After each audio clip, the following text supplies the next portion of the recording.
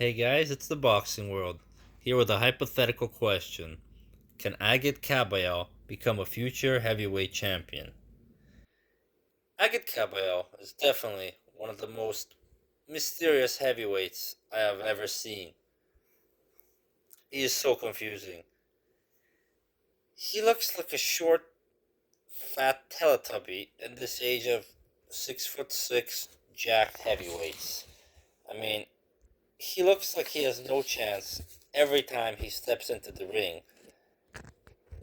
And despite completely dismantling and knocking out his opponents, I find myself still doubting him again and again in this next fight. He's 32, 6'3" heavyweight. He lives in Germany, but he is of Kurdish descent.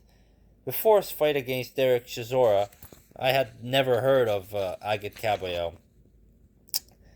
He really surprised me that night by dominating Chisora in Monte Carlo in 2017.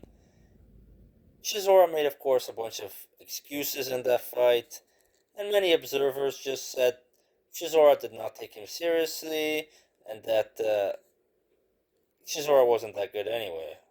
I mean, it was his eighth loss. Despite beating a few good journeymen and remaining undefeated, I felt like Kabayel he fell off the face of the earth for 6 years. He was heavily linked to fights against Tyson Fury and Anthony Joshua during that time, but for whatever reason, those fights did not materialize.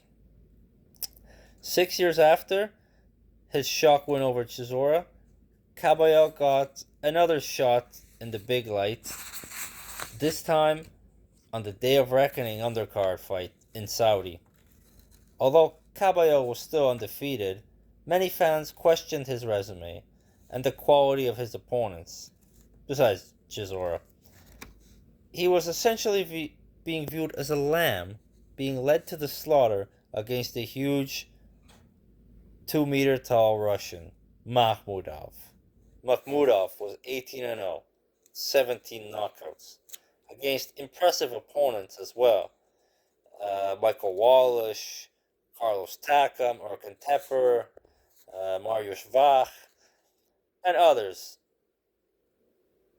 Now, logic would expect the smaller man to try to run or box from this huge knockout punching Russian and not get in his face and essentially beg to play punch for punch on the inside with a much larger man.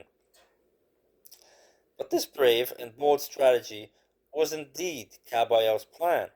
It seemed crazy, suicidal, and a bad idea from the start, but it was quite the opposite. Kabayel got deep inside and riddled Makhmudov with countless body shots, knocking Makhmudov down 3 times before finally getting the KO early in round 4. Watching this fight, I was in disbelief. I was shocked. I had really become a Kabayel fan.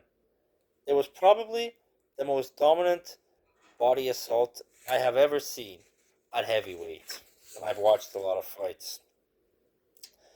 I honestly think Kabayel's nickname should be the Body Snatcher. When I see guys like Dillian White have this nickname, Body Snatcher, I feel like he can't hold a candle to the body work Kabayel did in the Makhmudov fight alone. Kabayel's reward for this big upset win was another big fight against another undefeated big top prospect on another big Saudi fight card. This time, his opponent, the Cuban Frank Sanchez. I thought the world of Frank Sanchez. I still kind of do. He looked like he had some of the best feet, hands, and skill in the heavyweight division. I still think Frank Sanchez is not an easy fight for any fighter in the world. Despite Caballero looking like a complete monster against Makhmudov, I again found myself thinking that this was, again, too big of a mountain to climb. Again, I expected a comfortable victory for Sanchez, and I was in complete and utter disbelief by how easy Kabayel made it look. Again, smart, fearless, great chin, incredible body punches earned Kabayel an even more impressive knockout victory. Kabayel was then given another chance on another Saudi card, this time against Zhile Big Bang Zhang. Now, I honestly think Zhang had great skills, Olympic pedigree, slow feet, but bad conditioning, but fast hands deceptively, and in my opinion, the most brute power in the sport of boxing. Yep, the most power in boxing of any weight class. The same deja vu feeling came over me. Another mountain, too big to climb. No one would be suicidal enough to step to Zhang and trade punches with him. Kabayel did it again. Huge heart, massive cojones, and again, the best body punching I have ever seen in the heavyweight division. Completely destroying Zhang's body, and it made another mountain of a man just say no mas early in a fight. Maybe that should be Kabayel's nickname. No mas. Kabayel just doesn't look like a world beating monster, but he sure is. With a great chin and that kind of body punching, every heavyweight should be scared. If not for Turki Al Sheikh and his blank checks he writes, I would not imagine any heavyweight signing up to fight Kabayel after watching these fights. The current champs are Usyk and Daniel Dubois. First of all, I see Daniel Dubois as a monster when he's allowed to go forward. But Kabayel has proved that he is on the front foot every fight he fights. Dubois, he looked bad against Joe Joyce when Joe Joyce was pressuring him. He looked really bad early in the Hrgovic fight. Maybe the first 6 rounds, Hrgovic was landing so many right hands. And when Usyk looked forward, he also knocked out Dubois. And I honestly feel if only Gerald Miller had better foot speed, if he could have really caught up to Dubois, the outcome of that fight would have been much different. If he didn't let Dubois run for his life from corner to corner. Kabayel would have definitely, in my opinion, a 50-50 shot against Dubois. Usyk is another story. Usyk is a better boxer, but you could say he's the best heavyweight boxer in the world.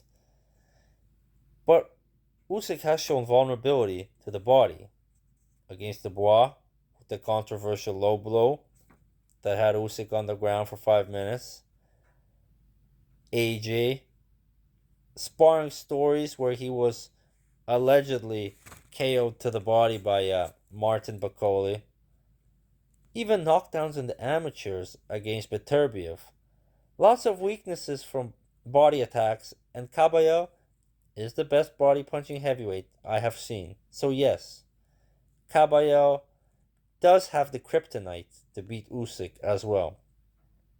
And if I believe he does have a shot against the current heavyweight champions, then of course he has a shot against any possible future champs that could pop up.